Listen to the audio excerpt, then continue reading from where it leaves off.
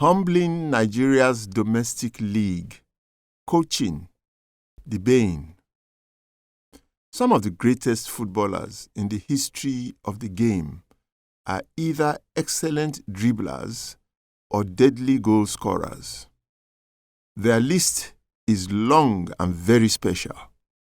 Pelé, Maradona, Haruna Ilerika, Rashidi Yekini, Zinedine Zidane, Cristiano Ronaldo, Lionel Messi, Lamine Yamal, Ousmane Dembele, Kylian Mbappe, JJ Okocha, Nwankwo Kanu, Abedi Pelé, Kalusha Bwalia, Ahmed Musa, Victor Osimhen, and so on. What separates these greats from the rest is their ability to do special things with the ball at their feet that others would struggle with. They can control the ball and dribble with it with better efficiency and constancy. In the process of this artistic expression, they go past opponents and create more chances to score goals, either for their teammates or for themselves. In short, dribbling is paramount in the breeding of exceptionally gifted football players. The easier players can control the ball, shield it from opposing players, dribble past opponents, and then pass or shoot at the goal, the more special they are, irrespective of where on the field that they play. Dribbling is an art form and a supreme asset to have for players.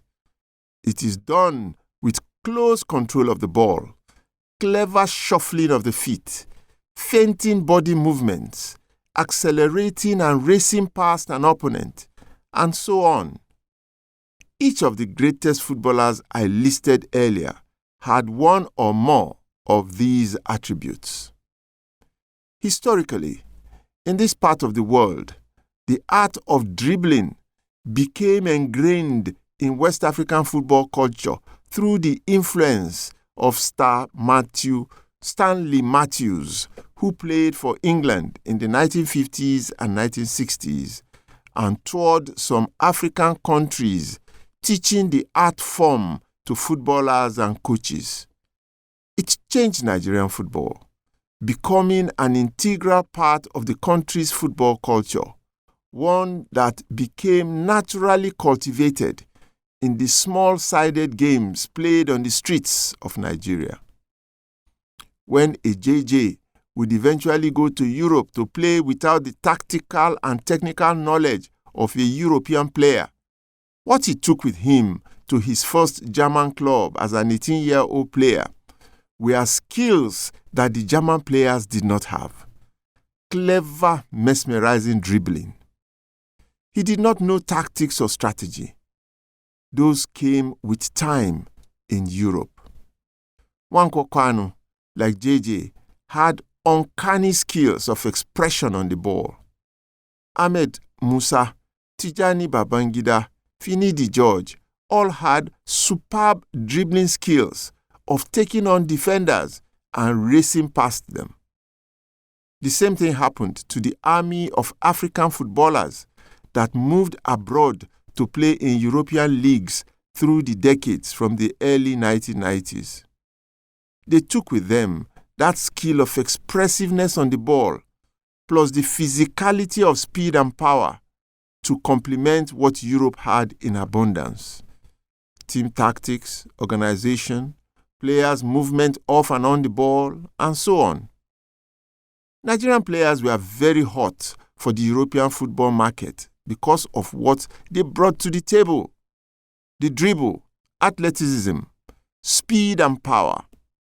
Now, one of the most important ingredients has diminished badly. Last Sunday, I was at the MKO Abiola Sports Arena in Abeokuta, part of my sports ambassadorial role in Ogun State, to watch the African Club Championship match between Nigeria's current league champion, Remo Stars FC of Ikene, and their South African counterparts, Mamelodi Sundowns FC. No match has ever revealed the current state and standard of Nigerian football better than that match. It may be a record of some sort, but I cannot recall any Nigerian club side ever losing a continental club match at home by as many goals as Remo Stars FC did last Sunday. They conceded 5 goals and scored only 1. At the end, rather than bemoan the humiliating loss, we all left the stadium acknowledging the superiority of the South Africans and accepting the depths to which domestic Nigerian football had fallen. All the evidence was in that single match between the two biggest teams in Nigeria and South Africa. I sat with the most powerful persons in Nigerian sports: the president of the Nigeria Football Federation, the chairman of the National Sports Commission, and his director general. The only person missing was the chairman of the League Management Board. We all acknowledged the yawning gap between the two teams as reflected in the humiliating final scoreline. The teams do not belong to the same planet right now. Since that match, in several media, I have read many very good reviews and opinions on what went wrong. I listened to the owner of Remo Stars FC, Otumba Kunle Shoname's very insightful exposition of the disparity between the football business in Nigeria and in South Africa, and why Nigerian clubs cannot compete at the current level of football in Africa for many reasons that he listed. Some other countries like South Africa and the North Africans have overtaken Nigeria. If Remo Stars FC are Nigeria's current pin-up club, a model of modern club football management that is run without government interference, what then needs to be done to change the tide? Why is the Remo Stars FC model not yielding the right dividends in player development? That jaw-jawing by so-called experts straddling the corridors of Nigerian football administration will surely now continue and will not produce or provide the answers until some fundamental issues are understood and dealt with. One is the restructuring of the administration of football in Nigeria. This is a seminal conversation that should clearly and fearlessly address the issue of who the genuine stakeholders are to be responsible for the development of football in Nigeria. For now, it is generally not in the right hands. So back to the football match. In that single match, myths were shattered and reality was revealed.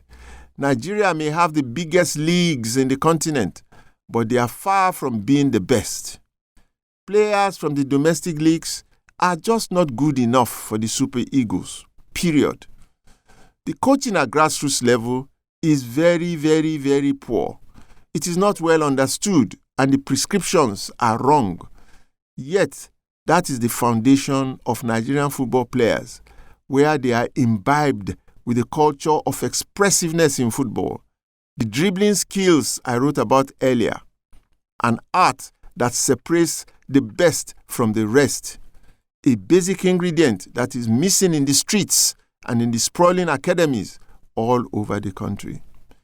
Unfortunately, most of these academies are established not for the purpose of grooming exceptionally gifted talents to maturity, but to sell sprouting seeds of footballers without firm roots entrenched by Nigeria's football traditions as found in the streets.